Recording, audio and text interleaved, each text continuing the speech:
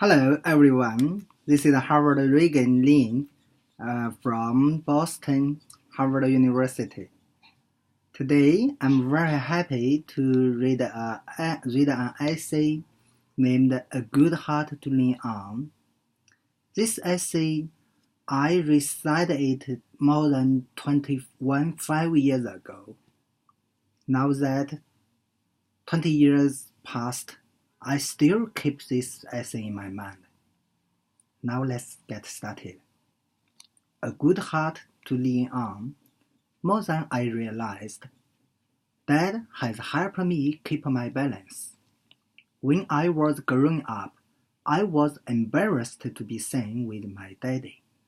He was severely crippled and very short, and when we would walk together, his hand on my arm for balance, people would stare.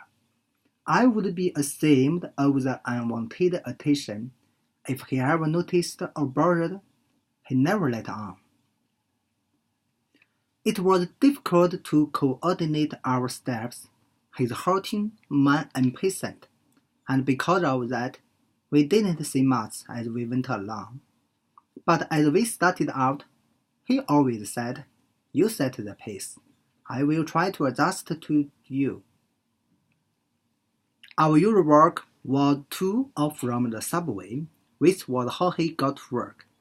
He went to work sick, and despite nasty weather. He almost never missed a day and would make it to the office even if others could not. It was a matter of pride for him. When snow or ice were on the ground, it was impossible for him to walk, even with help. At such times, my sisters and I would pull him through the streets of Brooklyn, New York, on a child's sleigh to the subway entrance. Once there, he would cling to the handrail until he reached the lower steps that the warm tunnel air kept ice-free. In Manhattan, the subway station was the basement of his office building, and he would not have to go outside again until we met him on his way home. When I think of it now, I marvel at how much courage it must have taken for a grown man to subject himself to such indignity and stress. And I marvel at how he did it without bitterness or complaint.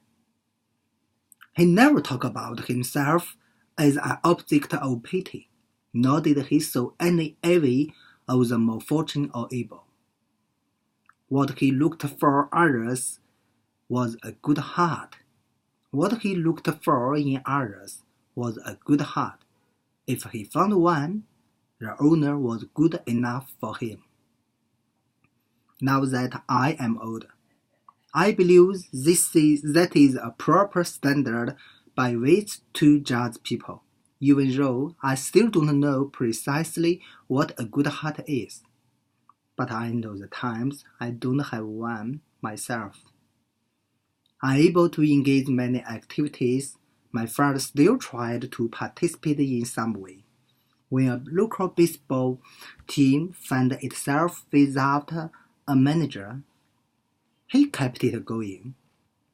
He was a knowledgeable baseball fan and often took me to Ebbets Field to see the Brooklyn Dodgers play.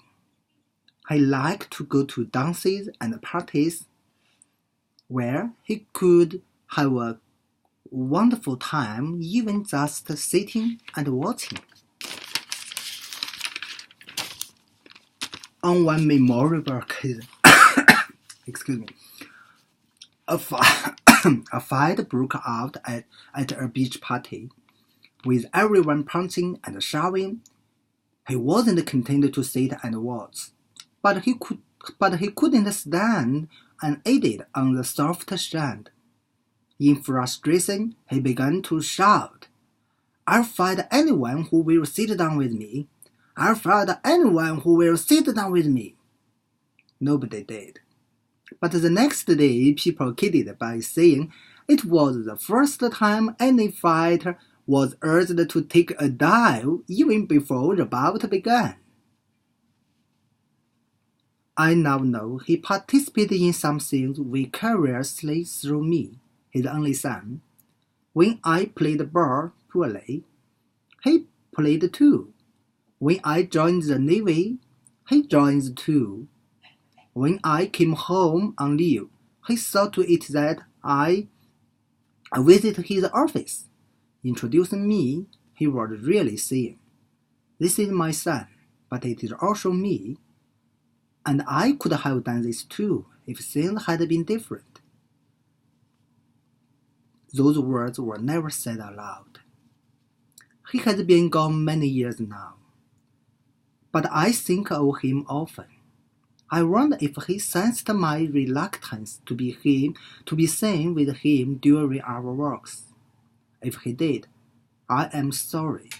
I never told him how sorry I was, how unworthy I was, how I regretted.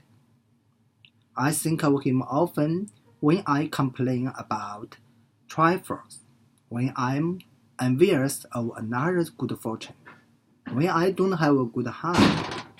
At such times, I put my hand on his arm and regain my balance, and say, "You set the pace. I will try to adjust to you. Thank you."